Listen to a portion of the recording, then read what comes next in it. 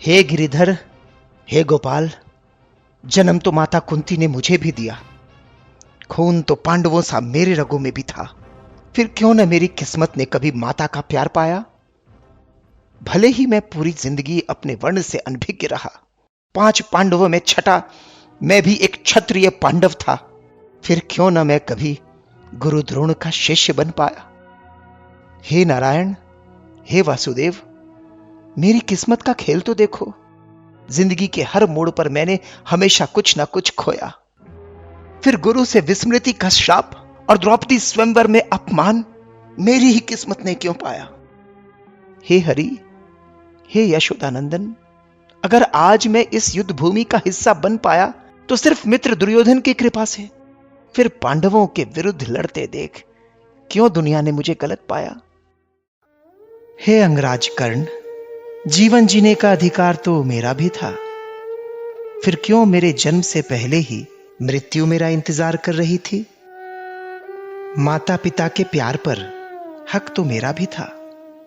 फिर क्यों उनके कोमल स्पर्श से पहले ही मेरे भाग्य में मेरे ही मामा की कठोरता थी।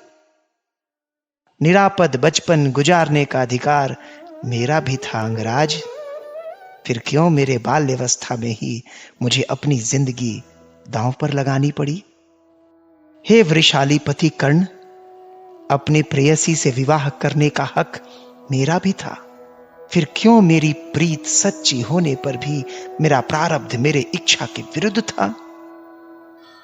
हे सूर्यपुत्र, हे दानवीर, अगर इस युद्ध में कौरवों ने जीत पाई तो इसका श्रेय तुम्हें जरूर मिलेगा, पर अगर अंत में पांडवों की जीत हुई तो इस यशोदानंदन को सिर्फ इस युद्ध को उकसाने का दोष मिलेगा। हे श्रेष्ठ योद्धा, इस दुनिया में ऐसा कोई व्यक्ति नहीं जिसके जीवन में कठिनाइयों से भरी चुनौतियां नहीं। जिंदगी ने हमारे साथ कितना अनुचित किया, कितना अपमान किया, यह महत्वपूर्ण नहीं।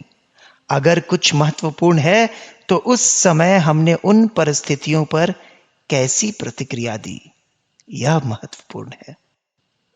जीवन में यदि कुछ सत्य है तो वो है धर्म।